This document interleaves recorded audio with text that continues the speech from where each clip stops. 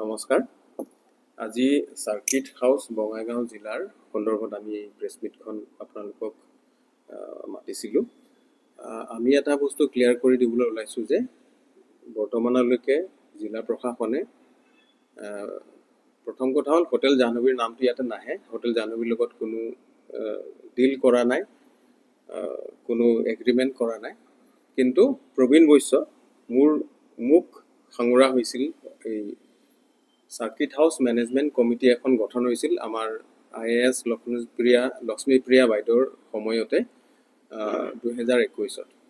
যিহেতু সাৰ্কিট হাউস মেনেজমেণ্ট কমিটিত এগৰাকী hotel management কৰা দক্ষতা থকা আৰু এই বিভাগৰ এজন মানুহৰ দৰকাৰ হৈছিল, সেয়েহে মই যিহেতু হোটেল মেনেজমেণ্ট কৰা আৰু হোটেল লাইনত চাকৰি কৰি অহা, তেখেতে মোক এই কমিটিখনত এগৰাকী ইনভাইটি মেম্বাৰ হিচাপে মোক ৰাখিছিল।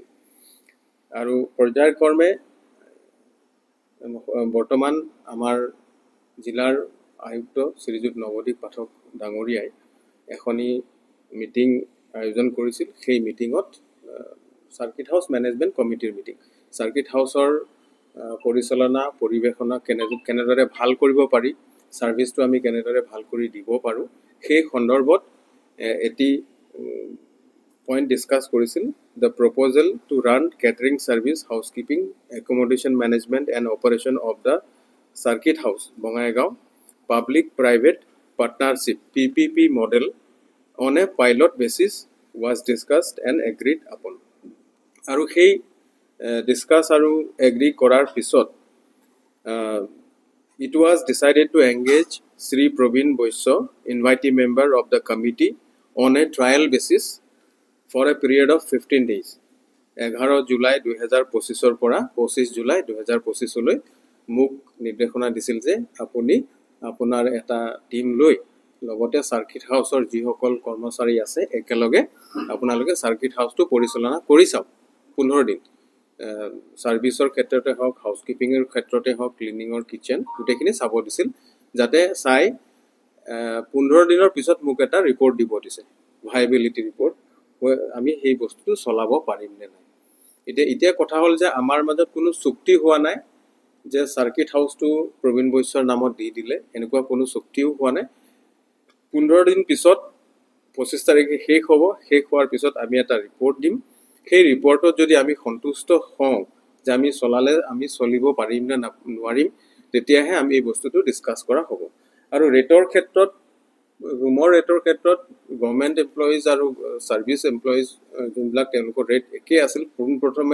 প্ৰথমতে ৰুমবিলাক, তলৰ ৰুমবিলাক 1200, ওপৰৰ ৰুমবিলাক 1500 কৰা হৈছিল, যদিও ইমিডিয়েটলি এদিন পিছতেই তলৰ ৰুমৰ ৰেট 500, তাৰপিছত ওপৰৰ ৰুমৰ ৰেট 800 কৰাৰ পিছত, এইটো পৰ্যবেক্ষণ কৰাৰ পিছত আকৌ ছাৰে শেষত ক'লে যে যি গভৰ্ণমেণ্ট ৰেট আছে সেই গভৰ্ণমেণ্ট ৰেটবিলাকেই থাকিব, তাতে কোনো ৰেটৰ এতিয়ালৈকে চেঞ্জ কৰিব দৰকাৰ নাই।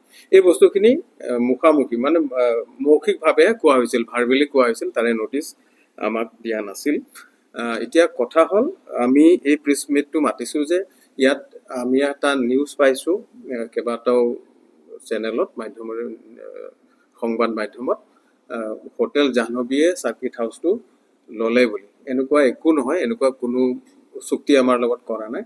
আৰু দ্বিতীয় কথা হ'ল, কিছুমান তথ্য নোহোৱাকৈ কথা আমি শুনিবলৈ পাইছোঁ যে গভৰ্ণমেণ্টৰ লগত হোটেল জাহ্নবীৰ কিবা লেনদেন আছে। বেছিভাগ গভৰ্ণমেণ্ট অনুষ্ঠান ইয়াতে অনুষ্ঠিত কৰা হয়। গভৰ্ণমেণ্ট অনুষ্ঠান বুলিয়ে নহয়, হোটেল জাহ্নবীত যিকোনো মানুহে তেওঁলোকৰ অনুষ্ঠানসমূহ কৰিব পাৰে। আৰু ইয়াতে যোনটো আমি একশ্যন প্লেন বা এগ্ৰিমেণ্ট কৰোঁ, সেই এগ্ৰিমেণ্ট মতে আমি কামখিনি কৰোঁ।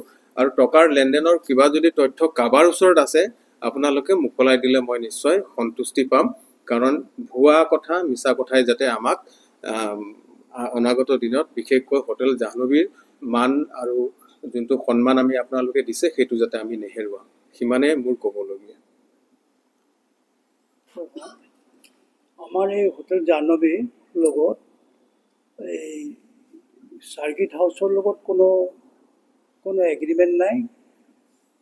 এইটো কমপ্লিটলি এইটো প্ৰবীণ বৈশ্য নিজা